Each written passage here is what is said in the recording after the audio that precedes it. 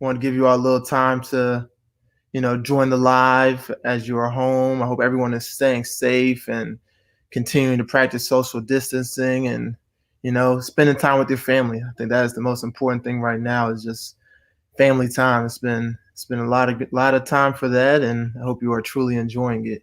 Our guest today is Jennifer Caslin. She is the marketing and project manager with the Food Bank of Central and Eastern North Carolina. Let's bring her on. Hi. Jennifer, how are you? I'm great. How are you? I'm doing great. It's so good to have you with us this afternoon. So you've been working with the Food Bank for 11 years. 11 years. Yeah, in March was my 11-year anniversary. 11 years, and you're from New York, upstate New York, right? Upstate New York. Yeah, Corning, New York. So you've been down here for 15 years total. 15 years. Yep. Right after college, I ran away from the cold weather. So a little birdie told me that you might be a Syracuse fan. So, to be honest, I never really followed basketball growing up, but my family are all huge Syracuse fans. Yes. Okay. So basically, what you're saying is we have time to change your mind. I like to root for, let's put it this way. I was a New York Rangers fan. I love hockey, was a New York Rangers fan before I came down here, and I switched to being a Canes fan once I'd been here a couple of years. So okay. I like to support local. Hey, we're local. We're local. Yeah. So now after this, we'll make sure we get you to a game as well because you're amazing and you're doing amazing work. And so just a couple questions for you. First one, what are the goals and the mission of the Food Bank? So the mission of the Food Bank is to nourish people, build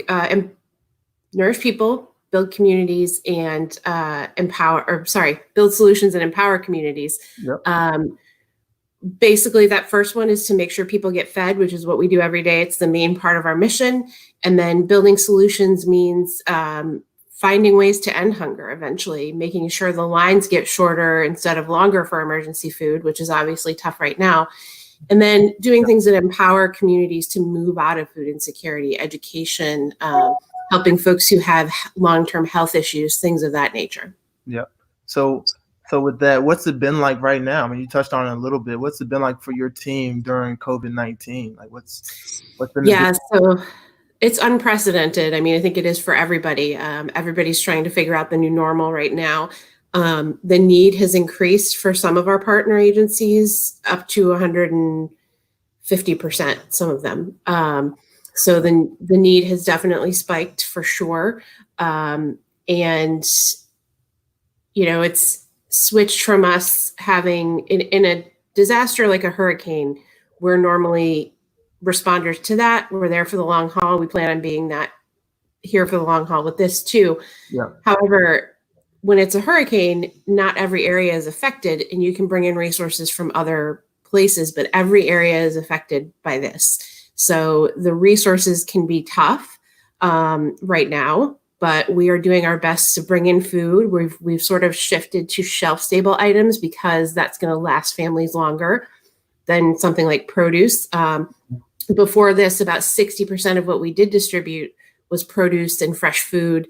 But right now, we just can't bring the groups of volunteers that we could before to help us sort through that product.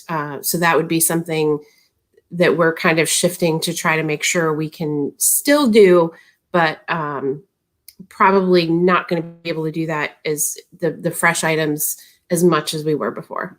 Yeah. How many people, are working directly with you on a daily basis? So we've got about 130 staff members at the food bank. Although we are working on a skeleton crew, we do have a lot of people working from home, like myself, so that we keep everything as safe as possible. So we're really thankful for those folks who go in there every day and risk their health and work hard to help make sure people get fed.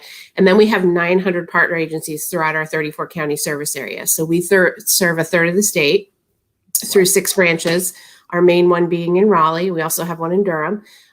So those 900 partner agencies are the ones that are on the front lines, making sure that people get that food. Wow. We are so thankful for them as well. Yes, absolutely. So how can North Carolina help? How can this area? How can people get involved and help you out? And what do y'all need as well? Like, what's the biggest need for y'all? So the best thing to do right now, because the supply chain is challenged and we are lacking that volunteer support, and we want to buy more shelf-stable food, would be to donate funds. You can do that at foodbankcenc.org/COVID-19 give.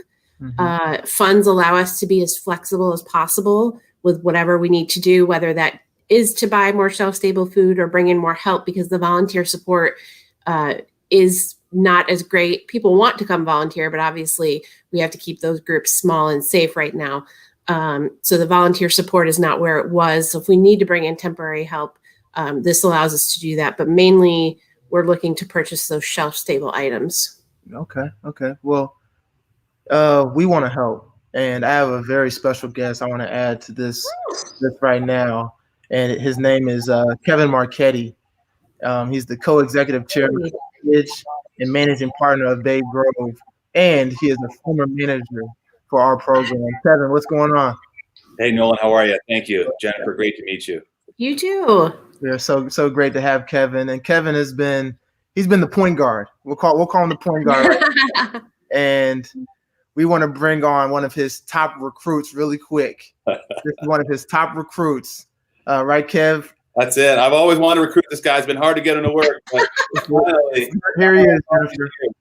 Well, in my wildest imaginations, Kevin, I never would have thought that you would be a point guard, but Jennifer, he was a good guy, and thank you, Jennifer, and your team for Thank you. what you're doing and what Kevin and his team are doing. And a cool thing for me all the time is bringing great players together, and all of a sudden it really produces a great team, but more importantly, great results. And today is about bringing two great entities together, and we're going to have great results.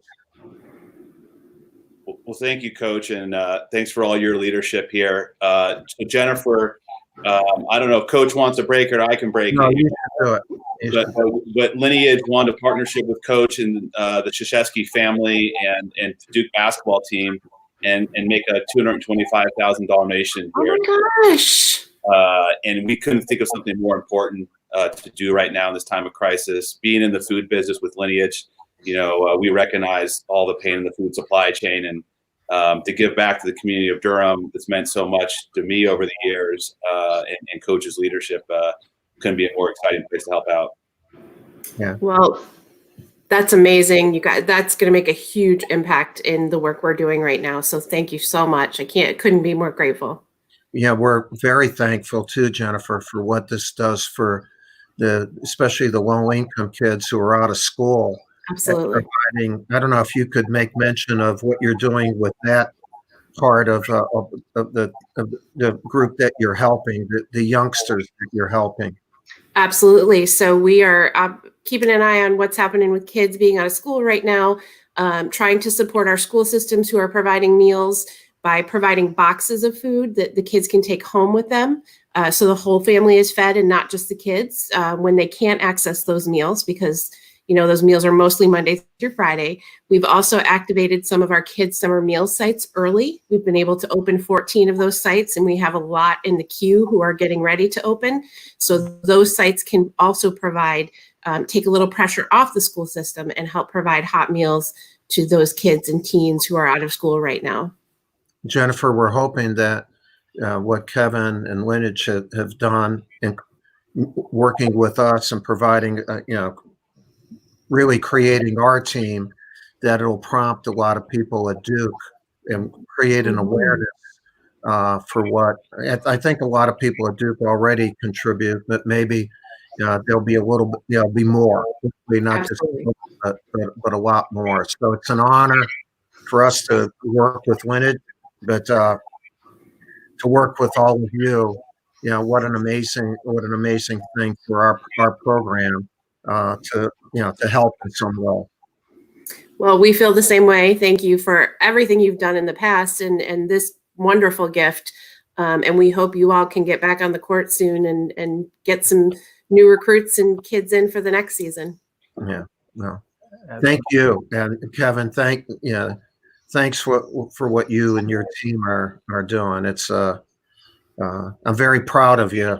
Because you're looking out to be unselfish and humble during this time for people who are successful and can provide, for others. It's an amazing time, and you and your team are really showing great heart. Great heart. I put my fist on a heart. You're the best there. That's what you guys are doing, and so it's neat to be able to do that together. Thank you, Coach. I know it means the world to our team. We've got 14,000 employees, and they're in the warehouse every day moving. We touch over 100 billion pounds of food in our network, and they know how important this is. And so, for us, I mean, we are the food infrastructure. So this was near and dear to our heart, and the partnership we have with Feeding America and the 100 million meals. I mean, it is absolutely critical, and we appreciate the food crisis out there. This is like nothing we've ever seen, because normally these times you could feed people, but to have the crisis going on around the country at once here, as Jennifer mentioned, makes it that much harder in moving food. So we're happy to help, and thank you, Coach, for your support and your leadership. Thank you. Absolutely. Well, Jennifer, thank you so much we're all in this together. So thank you so much for joining us. And Absolutely. We're fighting with you. So thank you. Thank you for the awareness and the contribution. It's amazing. Thanks, Jennifer. Thank you. So amazing stuff. Coach, before we let you go, did you know that Kevin was going to be this amazing man when he was a manager back in '96? To be quite frank with you, that's a hell of a group right there. But a great group. And, I'll say this before saying something about Kevin personally. Our managers have a brotherhood also. Mm-hmm. We're wearing the Brotherhood sweatshirts right on this side. And but the managers have been a family and been part of our program. Like, every manager that has been a part of our team understands that they are as important as anyone else on that team. And that's the culture that we built. In Kevin's case, he started in finance, Morgan Stanley internships, going up there. And as an undergrad, I understood that he had great imagination and creativity. In the classroom and out of the classroom. But the thing about Kevin, he has always had a big heart, and he has always loved people and creating success. And so, am I surprised? I'm not surprised. And God bless you, Kevin, for doing this, and also for the creativity of your company. Holy mackerel. Yeah. Like, to be able to do this. And, I would ask you, I know you and Nolan are going to talk for a while. Sure. How did you put together, you and your leadership team, a company of this size in such a short amount of time, and have it really impact our entire country in such a positive way? It's got to be a book sometime, right? I mean, and how you did it. There's a book to come for sure. It's been, honestly, we've had amazing luck and success. Obviously, a lot of hard work, but I will tell you, our leadership team, from Greg Lemcool, our CEO, on down, it's just been amazing. And we bought primarily family-owned regional companies. 44 companies we've acquired. We're in 12 countries across the world now.